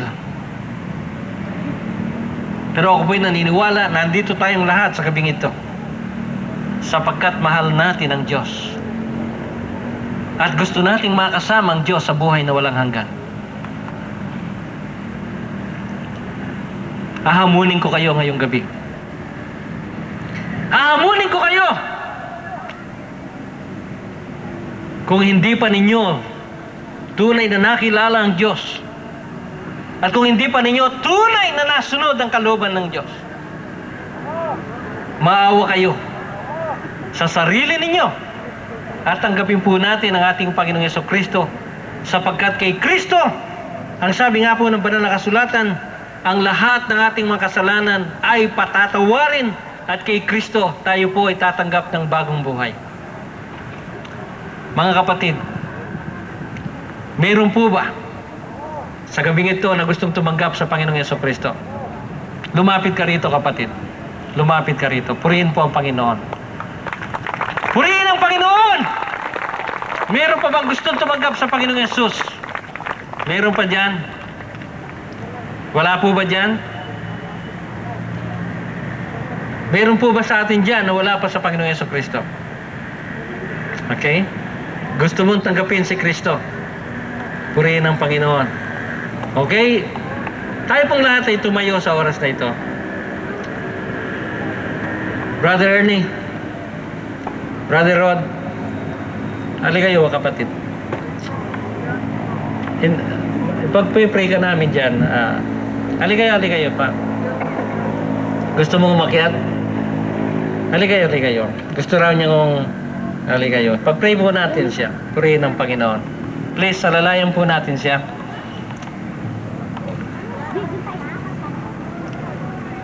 Tandaan po natin mga kapatid, ang sabi ng banal na kasulatan sa Hebreo 4:12, ang mga salita ng Diyos ay matalim na gaya ng isang tabak. Tandaan po natin na magkabila ay talim. Masakit ang salita ng Diyos pag wala pa tayo sa Diyos. Subalit, ang salita ng Diyos ay masarap pag ang espiritu po natin ay nasa Diyos na. So ngayong gabi po, pag-pray natin siya. Hindi ko alam kung praise God, pero pag-pray natin, ano, pwede ba? Pwede po ba magkaisa tayo? Siya po ay sumagot sa ating panawagan ng pagtanggap sa ating Panginoong Yesus. Tandaan po natin, walang imposible sa Diyos. Mahal ng Diyos ang lahat ng nilalang dito sa lupa.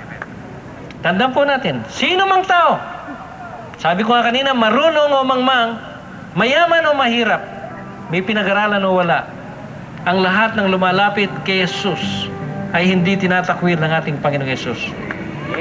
Sa oras na ito, tinatanggap mo ba si Jesus na iyong sariling Panginoon at tagapagligtas? Opo. Kinikilala mo ba siya bilang Panginoon na mag-ahari sa buhay na walang hanggan? Opo. Ikaw ba'y naniniwala na kung tatanggapin mo si Jesus, ikaw ay dapat na sumunod sa Kanya, handog mo ang buhay mo sa Kanya?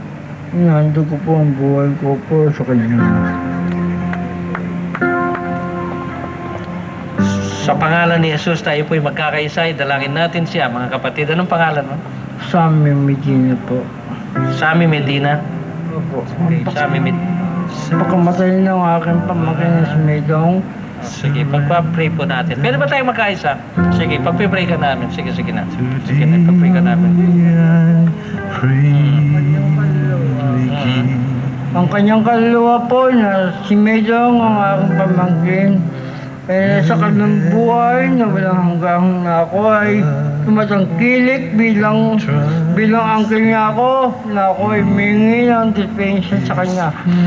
Na ako ay nandito upang humingi ng kapatawaran sa kanya. Humingi ka rin ng kapatawaran sa Panginoon Jesus. Jesus, gusto po patawarin niyo po ko. Jesus, patawarin niyo ko sa mga nagawa kong kasalanan nitong araw na ito. Na ako humingi sa inyo ng inyong kapatawaran, paligtasan. Na ako humingi sa inyo ng kapatawaran, gusto. Tayo po'y magkaisa, mga kapatid. Dakilang Diyos, sinabi mo, Panginoon, na kung sino man ang lalapit sa iyo, ay hindi mo itatakwil. Tunay nga, Ama, ikaw ay Diyos ng pag-ibig. Ikaw ay Diyos na maunawain. Lord, tunay nga, Panginoon, maging ang mga makasalanan ay mahal mo. Kaya tinatawag mo sila upang sila man, O Diyos, ay magkamit ng buhay na walang hanggan.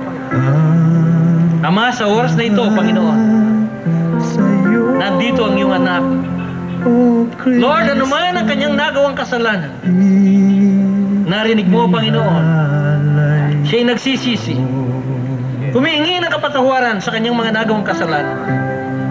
Lord God in heaven, sa pangalan ng aming Panginoon Yesus, Lord God in heaven, patawaran mo po siya sa kanyang mga kasalanan. Sinabi mo, Panginoon, mahirap sa mga pariseo, sa mga eskriba, sa mga relihiyosong tao ang papasok sa langit nang dahil sa kanilang kataasan. Subalit, Panginoon, malapit sa iyo ang mga makasalanan na nagsisisi, Panginoon. Ang mga makasalanan na nagpapakumbaba sa iyo. Ang mga makasalanan, Panginoon, na nagbubukas, Panginoon, ng kanilang bibig upang humingi ng kapatawaran sa iyo. Lord God in heaven, Lord, sa oras na ito, Panginoon, nandito siya. Ano man ang kanyang kasalanan, Panginoon, ano man ang nagawang pagkukulang sa iyo, Lord God in heaven, patawarin mo po siya. Lord God in heaven, sa pangalan ni Jesus, kiniklaim po namin, Panginoon, ang kapatawaran ni Sammy, ang kagalingan ni Sammy. Lord, Panginoon, ipagkaloob mo po sa kanya ang biyaya ng kaligtasan, ang biyaya, Panginoon, ng buhay na walang hanggan. Lord, ibilang mo po siya sa maraming tao na sa kabila ng kanilang kaliitan, kadustaan, kahirapan, kinilala kanila bilang Panginoon at tagapagligtas ng kanilang buhay. Isulat mo si Sammy sa aklat ng buhay, o Panginoon, sapagkat tunay nga sa kanyang kalagayan ngayon, Panginoon, nagpapakumbaba siya sa iyong banal na harapan. Tinatanggap niya, Panginoon, na ikaw lamang ang Diyos, ikaw lamang ang Panginoon na tagapagligtas ng kanyang buhay. Lord God in heaven, pagpalain mo po, Panginoon, ang tao ito. Alisin mo ang kabigatan sa kanyang puso, sa kanyang kaluluwa. Lord God, sa oras na ito, Panginoon, yes, Lord, bigyan mo siya, Panginoon, ng kagalingan. Pagalingin mo ang kanyang espiritu. Pagalingin mo ang kanyang kaluluwa. Pagalingin mo, Diyos, ano man ang problema, kabigatan, suliranin na kanyang buhay. Oh yes, Lord, kiniklaim namin ito, Panginoon. Lord God, sa pangalan mo aming Panginoon Jesus. Oh yes, God, hallelujah. Lord God in heaven, thank you, Lord. Thank you, Father God. Oh God, hallelujah. Hallelujah, Jesus. Hallelujah, Jesus. Hallelujah. Kayo po na nandyan sa ibaba, na hanggang ngayon ay nag-aalinlangan sa Panginoong Yesus, na hanggang ngayon hindi nyo nararamdaman ang hipo, ang kapangyarihan ng banal na Espiritu. Sana sa oras na ito, hipuin din kayo ng Panginoon at tanggapin ninyo siya sa inyong buhay. Praise God. Purihin ang Panginoon. God, hallelujah!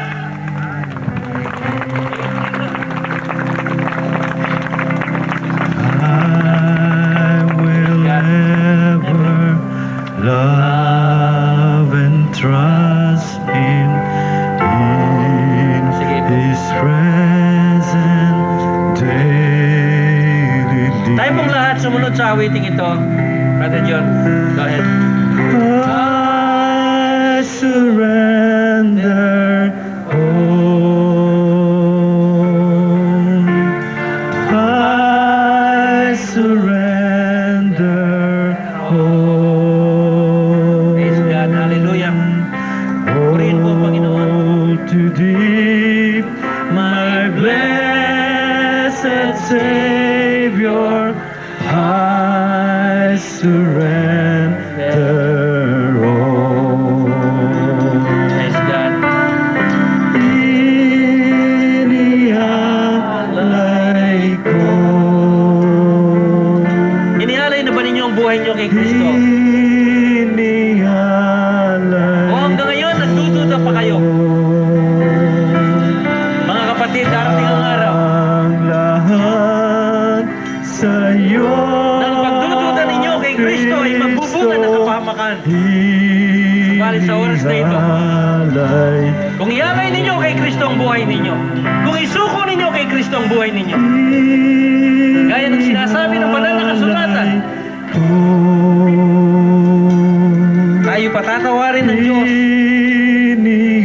tayo angkinin ng Diyos bilang kanyang sariling anak, tagapagmana ng buhay na walang hanggan. Ang lahat sa iyo, Kristo, inialay ko. Meron po bang may karamdaman sa inyo? Kabigatan, problema, suliranin, pangangailangan. Sa oras na ito, mga kapatid, marami po tayong mga kapatid na magpapatuto sa inyo. Hindi lamang si Brother Lito, marami po dyan, mga kapatid natin sa katawan ni Kristo, na pinagaling ng Diyos sa lahat ng kanilang karamdaman, na pinagaling ng Diyos sa kanilang mga problema, kabigatan sa buhay. Binigyan ng Diyos ng kasagutan ang kanilang mga panalangin nang dahil sa kanilang pagtatapat at pagtanggap sa ating Panginoon Yesus. Kayo man sa oras na ito, sasagutin kayo ng Panginoon kung kayo ay lalapit sa Kanya. Meron pa po ba na sa oras na ito, wala pang katiyakan sa kanyang sariling kaligtasan sapagkat wala siyang relasyon sa buhay na Diyos? Ngayong oras na ito, kaya po na sinabi ko kanina, hinahamon ko kayo sapagkat sabi nga po, isang akbang ay maaaring magbunga ng kamatayan. Subalit ang akbang ng pananampalataya kay Kristo ay magbubunga ng buhay na walang hanggan. Sino ka man kapatid sa oras na ito, whoever you are, wherever you are, ang sabi nga po ng ating Panginoon, si Kristo Jesus ang kailangan mo sa iyong buhay. At sa oras na ito po, kung siya ay tatanggapin mo, ikaw ay magkakaroon ng buhay na walang hanggan.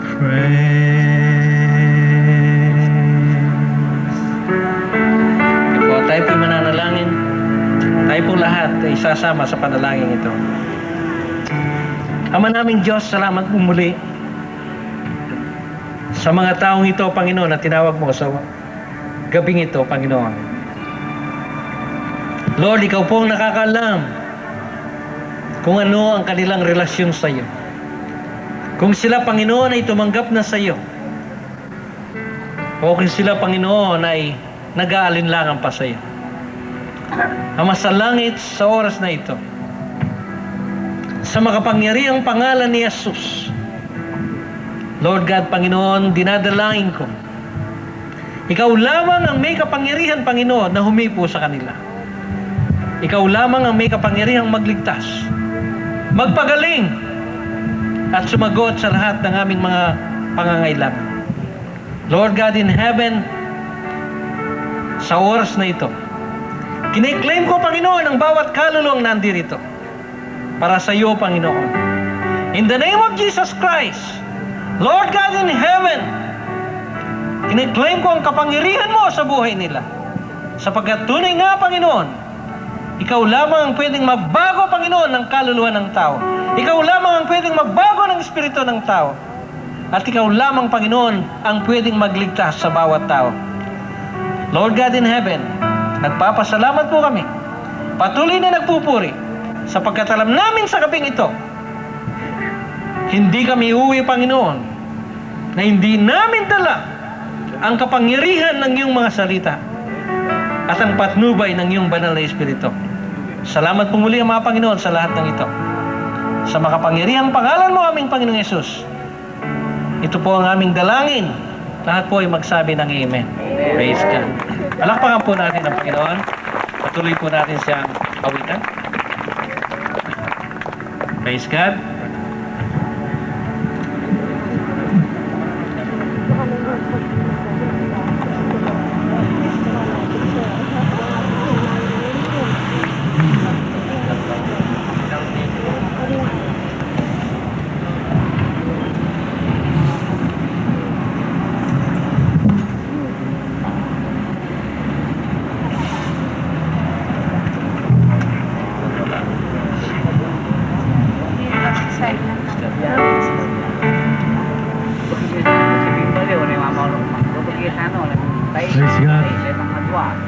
Muli po tayong awit sa Panginoon. Patuloy po na ang Diyos po ang may daan upang magkrusada po dito sa lugar po ng Astropart, Balibago, Angeles City. God will make a way. Awitin po natin, God will make a way.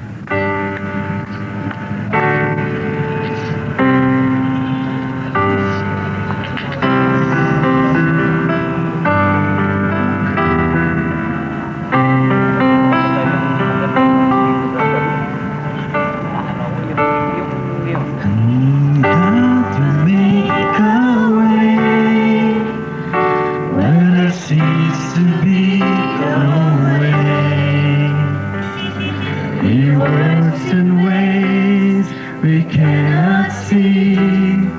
He will make a way for me.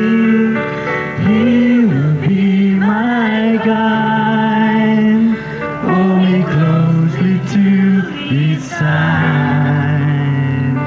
With love and strength for each new day. He will make a way.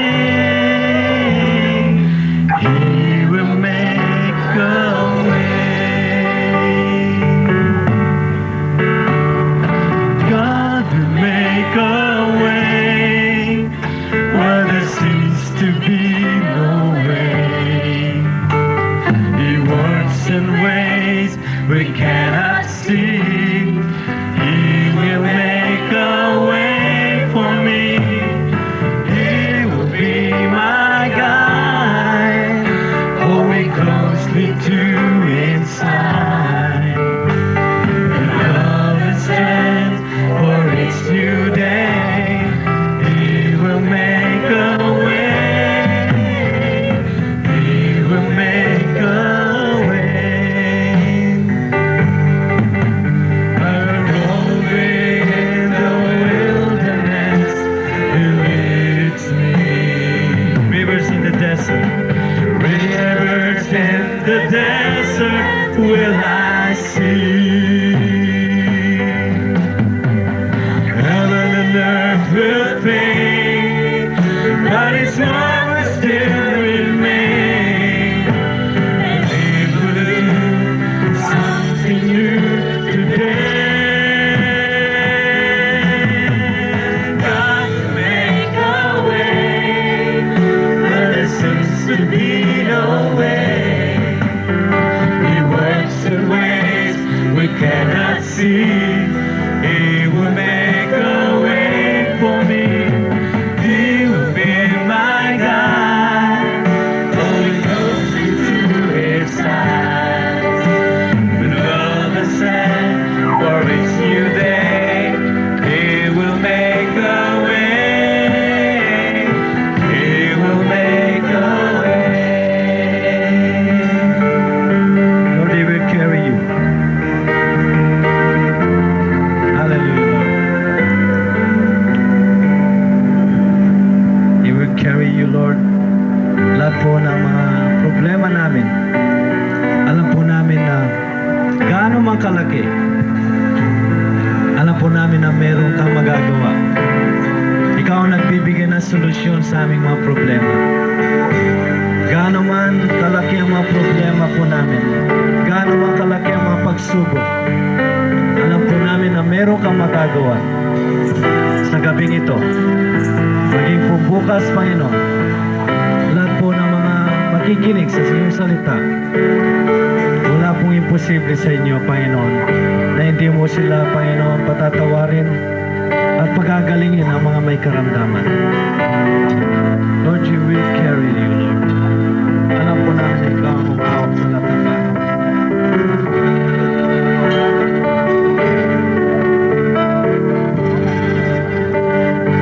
There is no problem to me. God cannot solve it. There is no mountain too tall. He cannot move it.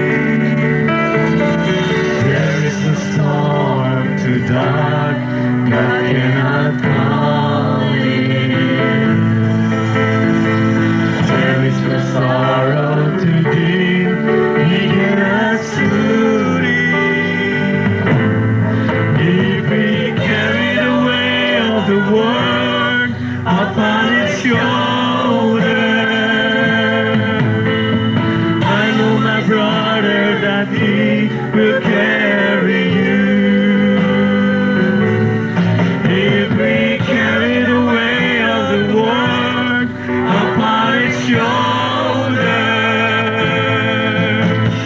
I know my sister that He will carry you. He said, come unto me, all who are weary, and I will give you rest.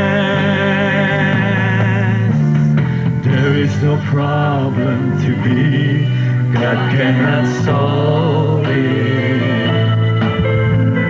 There is no fountain to talk, He cannot move it. There is no storm to dart, He cannot calm it. There is no sorrow to dim, He cannot soothe it. If we carry the weight of the world upon His shoulder, I know my brother that He will carry you. If we carry the weight of the world upon His shoulder, I know my sister that He will carry you. If we carry you, if we carry the weight of the world upon His shoulder, I know my brother that He will carry you. If we carry the weight of the world upon His shoulder, I know my sister that He will carry you. If we carry the weight of the world upon Its shoulder, I know my sister that He will carry you.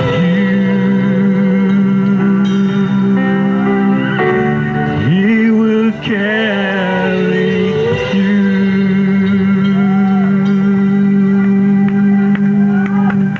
Hallelujah. Muli po tayong pumalakpak sa Panginoon. At ngayon, alam po natin na narito ang Panginoon na itong gabi ito ay matagumpay po na naidaos ang pangangaral po ng Ebanghelyo. Kaya dapat po tayong magpuri muli sa ating Panginoon. The Lord is my tower. Siya po ang tumatag at nagpatibay sa mga mananampalataya upang sama-sama po tayong magtipon-tipon dito sa pagpapayag ng salita ng Diyos para po sa mga lahat ng tao dito sa ating mga kababayan dito sa Angeles City. Kaya lahat po tayo dapat magpuri o ihanda po natin na tayo lahat ay umindat sa Panginoon. Ito pong gabi ito ay isang matagumpay. Nakikita po natin kanina yung pong ulan ay hindi niya pinahintulot na umulan dahil narito ang mga anak ng Diyos na nagpapayag ng tunay na katotohanan.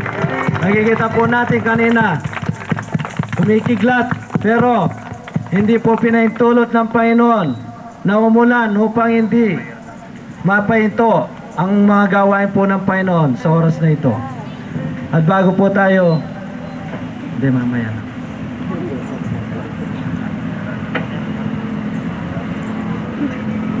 Bago po tayo mag-closing prayer, umawit muna po tayo ng victory song sa Panginoon. Amen. Amen. Kaya po ba natin isayaw sa harapan ng Panginoon? Amen. Kaya sa oras na ito, the Lord is my tower. He is my tower.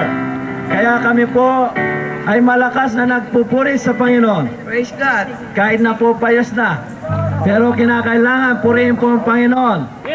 Nang dahil sa Kanya, wala po tayong buhay. Kaya nagpapasalamat po tayo sa Panginoon na dapat tayong magpuri sa Kanya. Let's sing this song, For the Lord is my tower. Hallelujah!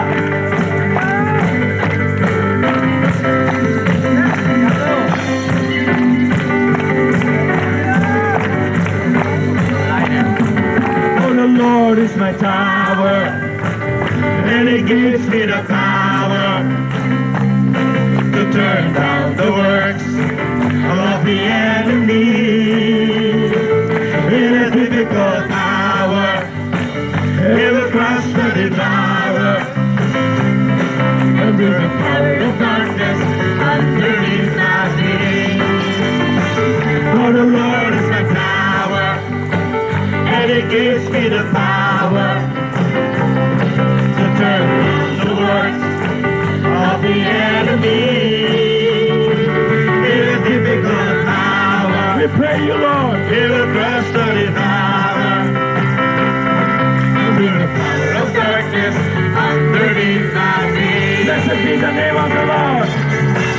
Blessed be the name of the Lord. Blessed be the name of the Lord. Blessed be the name of the Lord Most High.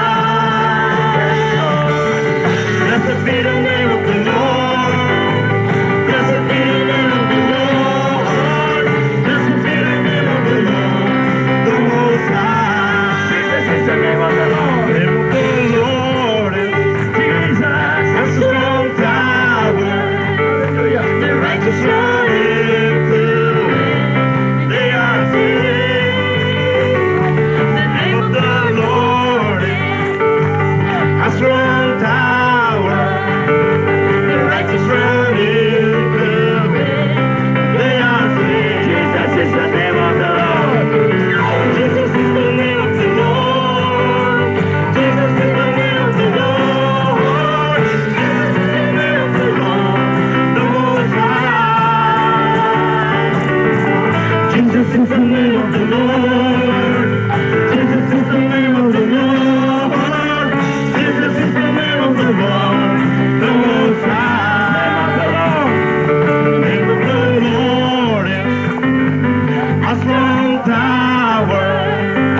The righteous run into it, and they are saved. The name of the Lord is a strong tower.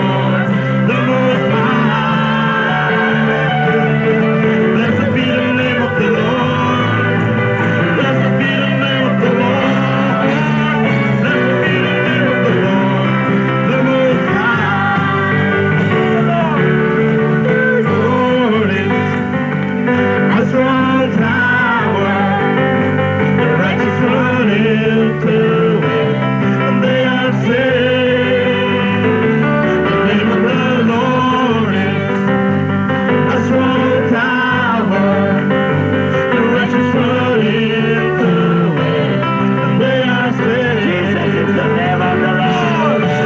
Jesus is the name of the Lord. Jesus is the name of the Lord. Jesus is the name of the Lord, the Most High.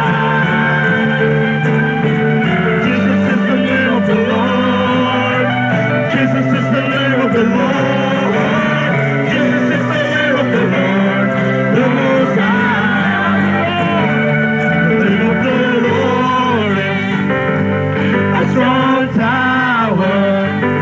The righteous run into it, and they are saved. The name of the Lord is a strong tower. The righteous run into it, and they are saved. For the Lord is the tower. For the Lord is the tower, and He gives me the power to turn down the works of the enemy. In a difficult hour, He will crush the devourer and turn the power of darkness underneath my feet. For the Lord is the power, and He gives me the power to turn down the works of the enemy. In a difficult hour, He will crush the devourer and turn the power of darkness underneath my feet. Power, and He gives me the power to turn down the works of the enemy. In a difficult hour, He will crush the devourer under the power of darkness underneath my feet. Turn the power of darkness underneath my feet. Turn the power of darkness underneath my feet. Yes, Lord! Hallelujah! Praise God! Hallelujah! Glory to the living God! Hallelujah! Amen.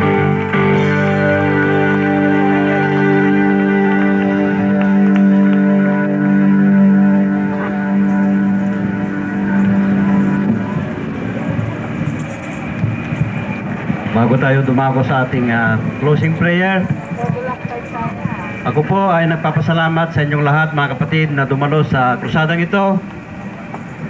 Sana bukas ay darating muli kayo. 5 o'clock po, aga-agahan po natin ng konti. Kanina na-late tayo ng pagsisimula, kaya tayo naman ginabi tayo ng matapos. Sana po, kumbidahin pa ninyo lahat ng mga kakilala ninyo,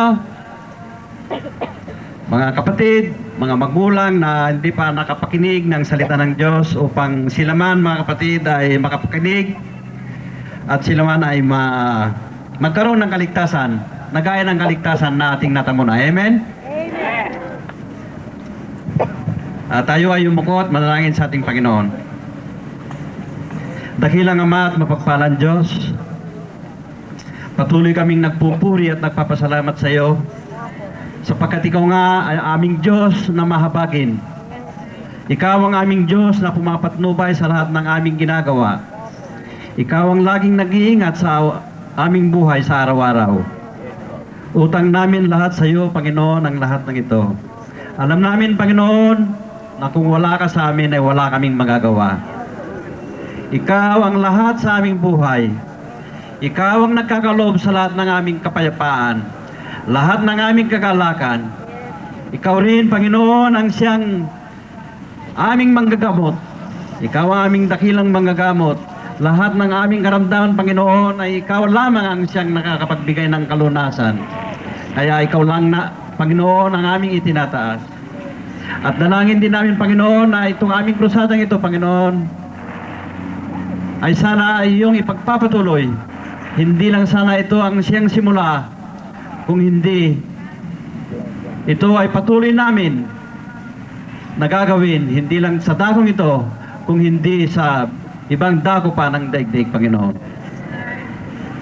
Upang sa ganon, Panginoon, bago mo kami kunin, sa iyong kaharian. Kami ay hindi nahihiya na lumapit sa iyo.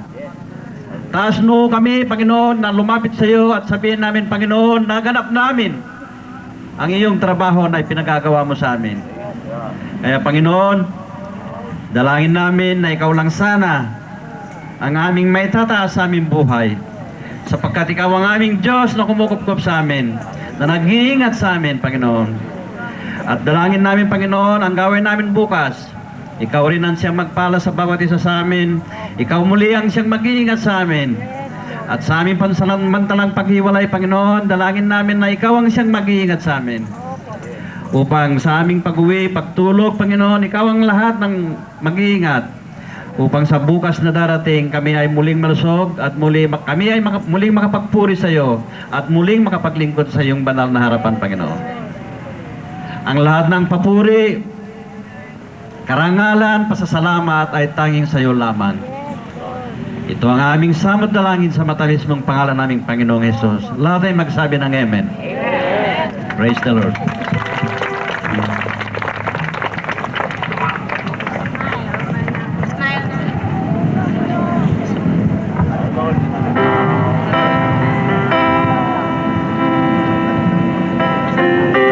Nagtatapos, awitin po natin My Life.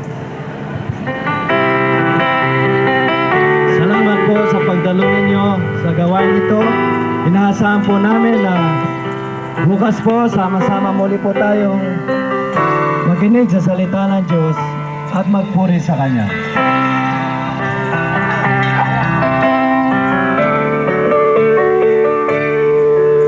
I will praise you with all of my life. I will praise you with all of my strength. With all of my life, with all of my strength. All of my hope is in you. My life is in you, Lord, my strength. It's in you, Lord, my hope. It's in you, Lord. It's in you. It's in you. My life is in you, Lord, my strength. It's in you, Lord, my hope. It's in you, Lord. It's in you. It's in you. I'll praise you with all of my life. I will praise you with all of my strength. With all of my life, with all of my strength. All of my hope is in you. My life is in you, Lord, my strength. It's in you, Lord, my hope. It's in you, Lord, it's in you. It's in you. My life is in you, Lord, my strength. It's in you, Lord, my hope. It's in you, Lord, it's in you. It's in you. My life is in you, Lord, my strength. It's in you, Lord, my hope. It's in you, Lord, it's in you. It's in you. My life is in you, Lord, my strength. It's in you, Lord, my hope. It's in you, Lord, it's in you. It's in you. My life is in you, Lord, my strength. It's in you, Lord, my hope. It's in you, Lord, it's in you. It's in you. My life is in you, Lord, my strength. It's in you, Lord, my hope. It's in you, Lord, it's in you. It's in you. It's in you. It's in you. It's in you. It's in you. Hallelujah. Praise God. Glory to the living God. Hallelujah. God bless you all. Hallelujah. We love you, Lord Jesus. Na magpuri sa Panginoon at makinig sa salita ng Diyos. Mag-imbita po tayo sa lahat ng ating mga kaibigan, mga kapitbahay, mga mahal sa buhay. Salamat po sa lahat.